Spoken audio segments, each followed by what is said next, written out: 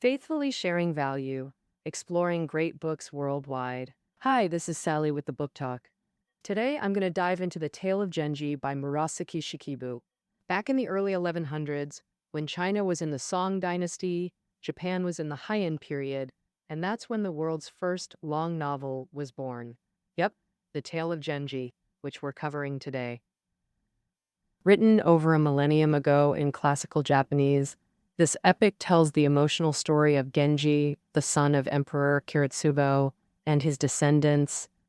Folks often call it the Japanese dream of the Red Chamber. But hold on. The Tale of Genji was written way earlier, over 700 years before Dream of the Red Chamber. Monogatari literally means tale or story, and it's a distinct form of aristocratic literature from the Heian era. So the Heian period was a key time of change in Japan's history. Japan moved from being ruled directly by emperors to a system called regency, where the Fujiwara family, not royal themselves, took control as relatives through marriage. Back then, it was common to pick out talented women. Women worked as court officials, serving the emperor and his ladies. Murasaki Shikibu, who wrote The Tale of Genji, was among them. She was raised in the court, soaking up royal life, which gave her tons of everyday material for her stories. On top of that, Murasaki was super learned and artsy, so she'd often spin tales for the noble ladies in the court, inspired by high society living. Murasaki's novel had a direct impact on Japan's key artistic ideas. The development of mono no aware, that sense of pathos, helped lay the groundwork for Japanese culture as we know it. No other work in Japan's history has lasted a millennium, like The Tale of Genji, staying famous and getting turned into manga, films, TV shows, plays, you name it. Big names like Kawabata, Mishima, and Tanizaki were all shaped by it. Haruki Murakami said his all-time favorite is The Tale of Genji, and you can see bits of it in his books like Norwegian Wood and Kafka on the Shore. Up next, I'll give a quick rundown of the story, then break it down for you in 4 parts. First up, themes and characters. Second, the women in the novel. Third, we'll wrap up its artistic feats. Lastly, we'll dive into what this classic means today. First off, the main storyline. The Tale of Genji is huge, like over 1 million words, showing the joys and sorrows of royals, nobles, Genji and his kids, over 70 years, through 4 emperors, with more than 400 characters. The novel uses jo as chapter divisions, similar to chapters in ancient Chinese novels. The entire work has 54 jo, divided into 2 parts. The first part has 44 jo, the latter part 10. The first part depicts the protagonist Genji's complex emotional journey. Genji is the son of Emperor Kiritsubo. His mother came from a humble background and faced constant bullying from other consorts. When Genji was 13, his mother, unable to endure the humiliation, died of depression. Emperor Kiritsubo, wanting to shield Genji from court struggles, demoted him to minister status, removing him from the imperial line. Genji was exceptionally handsome, skilled in music and poetry, and captivated everyone around him. After his coming-of-age ceremony at 12, Genji married Lady Aoi, daughter of the powerful minister of the left, though they shared no love. Using his talents and rising influence, Genji pursued numerous women, showing affection wherever he went. Most dramatically, Genji had an affair with his stepmother, Empress Fujitsubo, fathering a son who became Emperor Reizei. Their forbidden love filled Fujitsubo with endless regret, leading her to become a nun. The troubled Genji then encountered Fujitsubo's niece Murasaki. Though under 10, she resembled Fujitsubo. Genji adopted her, nurtured her carefully, and later married her as his second wife, giving rise to the Hikaru Genji plan concept. This term describes men raising young girls to become their ideal women and future spouses. After Genji's half-brother ascended the throne, imperial conflicts erupted. Genji's status collapsed, and he was exiled to a remote mountain village. Only when his illegitimate son, Emperor Reizei, took power was Genji recalled to the capital, regaining influence and controlling the court. However, in his later years, Genji's third wife, Princess Nyosan, had an affair, bearing a son, Kaoru. Genji was devastated, and soon after lost his beloved wife, Murasaki. After Murasaki's death, consumed by despair, he withdrew from society, became a monk, and remained so until his death. The latter part chronicles the decline of Genji's descendants. Set mainly in Uji, south of Kyoto, it's called the 10 Uji chapters. Today, Uji even has a dedicated Tale of Genji museum. The latter plot grows more turbulent, centering on the romantic struggles of Genji's son, Kaoru. He pursued two fallen princesses at the Uji villa but faced repeated rejections. He then pursued Ukifune, his half-sister. After she was assaulted and attempted drowning, she was saved but became a nun. Kaoru remained devoted, but died with his love unfulfilled. The most classic part of the novel, or rather, the absolute protagonist, is undoubtedly Genji. He lacked nothing in looks, talent, power, status, or love from wives and concubines, yet he was a tragic figure, enduring joys and sorrows in romance and rises and falls in power, ending his life lonely and desolate. Genji's life went through three stages. First, indulgence, emotions, and desires. Genji had a lonely, love-deprived childhood. Genji's birth mother was of low status, suffered bullying, and died of depression. Having lacked maternal love since childhood, Genji spent his whole life chasing his mother's shadow. At age 11, he first met his stepmother, Empress Fujitsubo. Seeing her demeanor and looks resembled his late mother, he naturally fell for her. Later, though he married Lady Aoi, he still couldn't forget her. Finally, one day, Fujitsubo crossed moral boundaries and gave birth to an illegitimate child. Holding the pain and longing from his forbidden love's failure, Genji met Fujitsubo's niece, Murasaki, and thought, I really want that child by my side to replace the one in my heart. Day and night he found comfort in watching her, so he adopted Murasaki, who was under 10, projecting his longing for his mother and stepmother onto her. Under Genji's personal nurturing, Murasaki grew into the perfect wife, obeying him like a father, and Genji took pride in his educational achievement. He said, since childhood, she never did anything I disliked. At the same time, he demanded Murasaki be as forgiving as a mother, allowing him to pursue other women. In his youthful vigor, Genji lingered in romantic pursuits. Whenever he heard of a beauty, regardless of status, he'd send people to inquire and then pursue her personally. Genji's second life stage was moderation. His father, Emperor Kiritsubo, died, leading to a loss of power. After an incident, his half-brother took the throne, and Genji's faction, represented by his father-in-law, the Minister of the Left, fell from grace. At this time, Genji's affair with a court lady was exposed. Realizing the situation, if he continued carefree indulgence, he might face retaliation from the maternal relatives' faction, so he went with the flow, left bustling Kyoto, and voluntarily exiled himself to the remote mountain village of Sumer. This exile became a major turning point in Genji's life. Before going to Suma, Genji's attitude toward love was extremely fervent, frequently engaging with women. During his exile, Genji had only one lover, Akashi. After returning to the capital and regaining power, though he still cherished past affections and brought former lovers home, he became much more restrained. Later, marrying the third princess was also a political marriage. From this, it's clear that Genji's womanizing attitude has gradually become more conservative.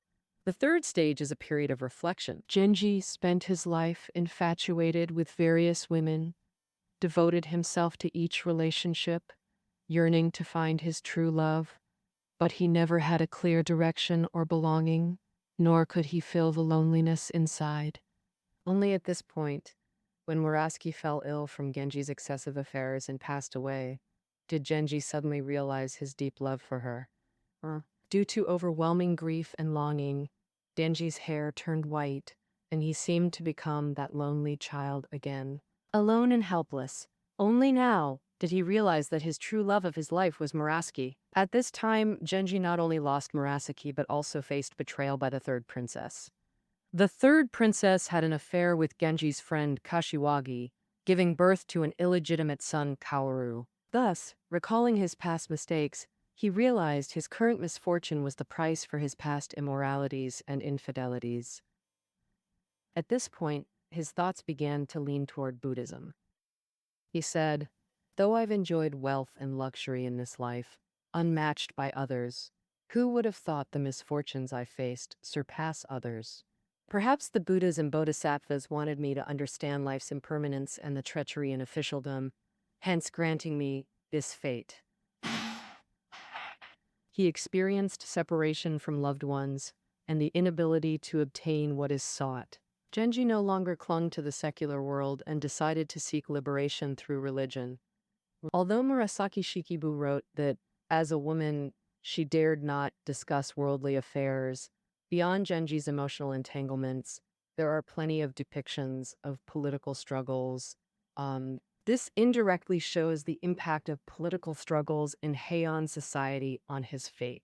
Throughout the book, there's a struggle between two political factions, one represented by the Minister of the Right, the imperial maternal relatives, and the other by Genji and the Minister of the Left, the imperial faction, constantly clashing. But compared to others, Genji's attitude toward power was indifferent. He didn't care about being demoted to commoner status. After the former emperor changed, he lost power and faced retaliation from the Empress Dowager, all accepted calmly. Even when Emperor Rizai offered him the throne, he firmly refused. Genji was naturally a reclusive wanderer, but constrained by the imperial family, he was helpless. His fate was a political tragedy. Only after severing worldly ties and retreating to the mountains did he escape the cage of aristocratic society and political shackles. Although Genji is the center of the entire work, Murasaki Shikibu also devoted much ink to depicting the women around him. These form a precious group portrait, allowing observation of 11th century women's living conditions. Wow. Murasaki Shikibu portrays women of all statuses, yet their fates are tragically similar. Tools in aristocratic power struggles, playthings for men, victims of polygamy. The Heian period practiced visit marriage. Wives stayed at their parents' home, husbands visited nightly but lived separately while maintaining other relationships. This system brought women misfortune. Female characters fall into two types: gentle souls like Murasaki and Akashi who endured silently while suffering internally. Murasaki spent her life with Genji, tolerating his affairs. When imperial-born third princess arrived, she humbly surrendered her wife's status, never bearing children. On her deathbed, she wished to become a nun, but Genji refused. She died heartbroken. Akashi, Genji's low-born lover during exile, was cautious and obedient. To elevate her daughter's status, she painfully entrusted her to Murasaki, not seeing her for over a decade. The other type, Utsusemi, Yugao, Ukifune, dared resist male advances, preferring destruction over compromise. Noble-born Utsusemi, married to a provincial governor, firmly rejected Genji's advances as a married woman. After her husband's death, Genji pursued her again, but she held her ground and became a nun. Tamakazura, daughter of the late Yugao, maintained ethical boundaries against Genji's near incestuous pursuit and married elsewhere. Ukifune, appearing later, was Prince Neo's illegitimate daughter. She repeatedly rejected Kaoru's advances, but was harassed by the lustful prince, driving her to despair. To escape both men, she threw herself into a river. Saved by a monk, she became a nun, severing worldly ties. Regardless of background or personality, these women ended as male possessions or cloistered nuns. With boundless compassion, Murasaki Shikibu lamented, "How immense are women's sufferings! The deepest sorrow. In aristocratic patriarchy, women's autonomy never rested in their hands. Even humble-born parents hoped to send daughters to court for noble status to secure the family's future. Notably, in that era, women mostly had no status, so female characters in the original work had no names. Later generations named them based on chapter titles or traits, often using flower names. No, even author Murasaki Shikibu's real name wasn't recorded. Murasaki combines the heroine's name and her father's official title, Shikibu. Scholars believe Murasaki Shikibu began writing the Tale of Genji around age 30, after her husband's death, while raising her daughter alone. Perhaps that's why she understood the sorrows of women in aristocratic society so deeply. Renowned Japanese psychologist Hayao Kawe once said that, to him, the Tale of Genji isn't Genji's story, but Murasaki Shikibu's, a tale of ancient women's self-pursuit. Many tragedies in the novel mirror Murasaki Shikibu's own experiences. Born into mid-level nobility, after her family declined, she obeyed her father and married a provincial governor over 20 years her senior. Soon after marriage, her husband died. She lived in lonely widowhood before being summoned as a court lady to the empress, witnessing political intrigues firsthand, the blood and tears of women under polygamy. These experiences deepened Murasaki's observations and reflections on life. Remarkably, she recorded life's quiet sorrows with unhurried, elegant prose after weathering countless storms.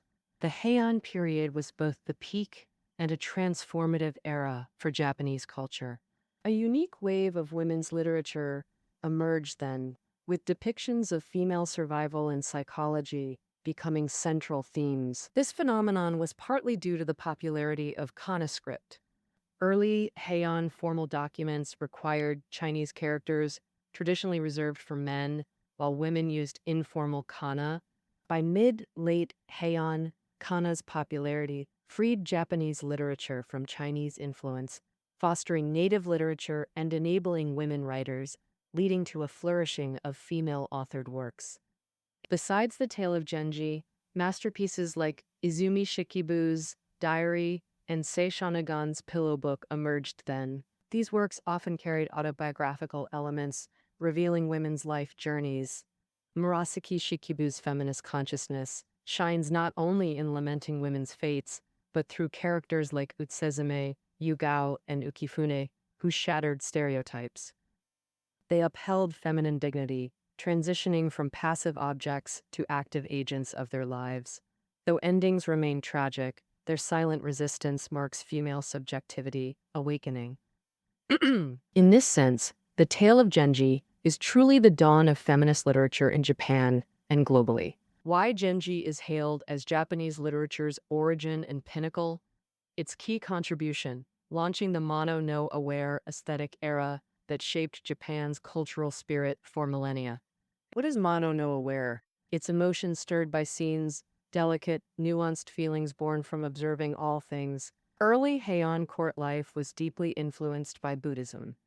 Mid-Heian saw Emperor Enyu and subsequent royals, emperors, empresses, princes, choosing monastic life. Under Zen Buddhism's sway, Japan cultivated exquisite sensitivity, embracing mono-no-aware's melancholy beauty as core to national consciousness.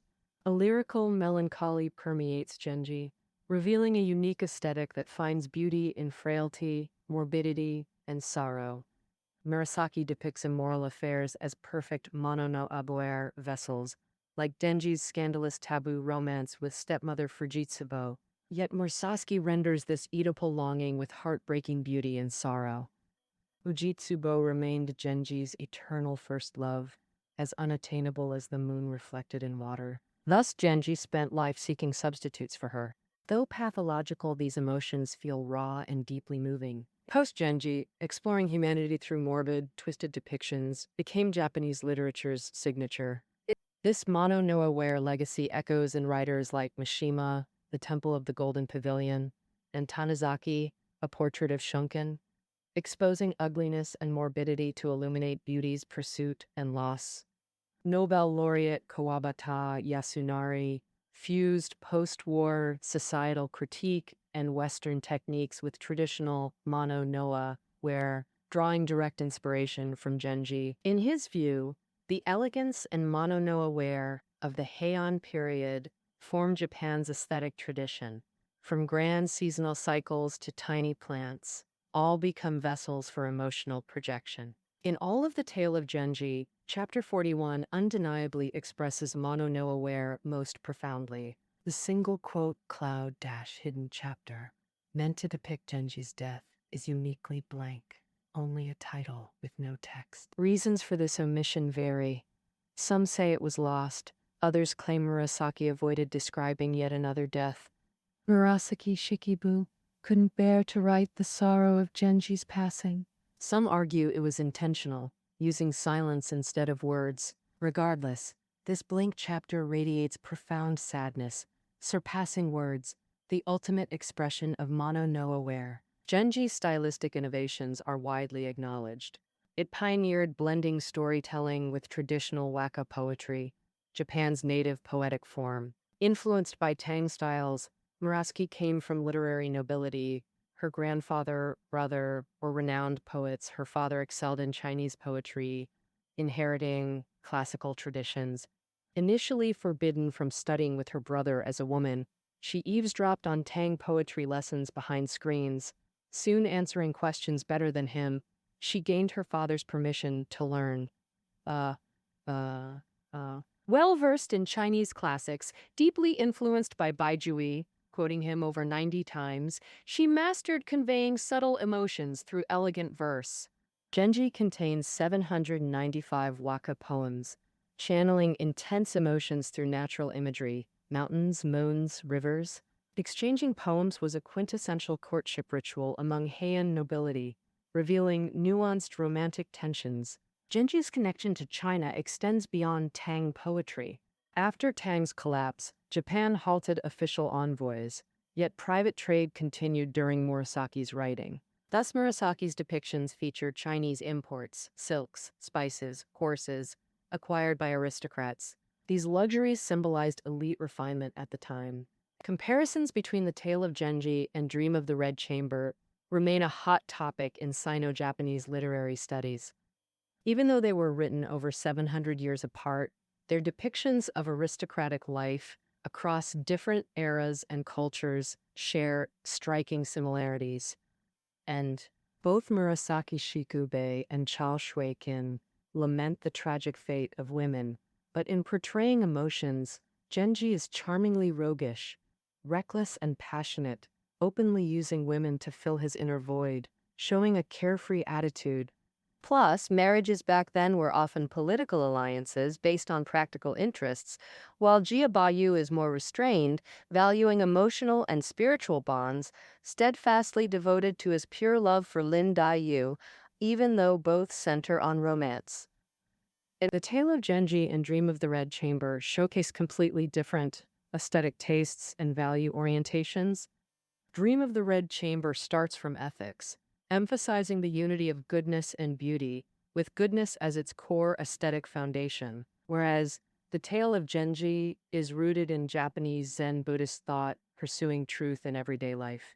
Murasaki Shikibu didn't judge Genji through moral or ethical lenses, but respected the character's genuine feelings. She once used Genji's voice in the book to express her own views on novel writing. Essentially, though, novels don't faithfully record one person's deeds. They depict real human experiences, good or bad, too captivating to fully observe or hear. But such tales mustn't be confined to one person. They must be passed down, so I write. Murasaki Shikibu certainly knew ethical distinctions, but pursued a simple, truthful record of ordinary life. In her work, regardless of status, from royalty, nobles, court ladies, to common folk, all are portrayed with equally vivid and nuanced strokes. In this sense, we can understand why the Tale of Genji is hailed as one of Japan's most important realist works. Without life's bitterness, morbidity, and ugliness, one can't capture the subtle essence of Mono no Aware. Like Dream of the Red Chamber, the Tale of Genji is also praised as an encyclopedic work. Indeed, because it encapsulates universal wisdom, customs, society, history, emotions, races, literature, and music. It can be seen as a precious historical text on the Heian period or a truly global text. Back then, world literature was in a stage of isolated development. In Western countries, due to religious movements and feudalism, medieval literature saw few influential works emerge. Thus, the Tale of Genji filled this gap in world literary history, becoming an eternal classic masterpiece. Okay, so today we can view the decline of past dynasties and aristocratic classes through a historical lens, or use feminist perspectives to understand how women pursue self-identity within unequal structures. Let's we can also grasp from a religious angle that regardless of status, all must face life's impermanence, joys and sorrows, meetings and partings, or appreciate through an artistic lens the charm and essence of mono-no-aware aesthetics. Most importantly, Murasaki Shikibu's female pen elevated Japanese cultural essence into ultimate concern for humanity, society, and all natural things. Perhaps this is why the Tale of Genji keeps moving readers across generations. That concludes our interpretation of the great novel, The Tale of Genji. Reading notes are below the audio. See you next time!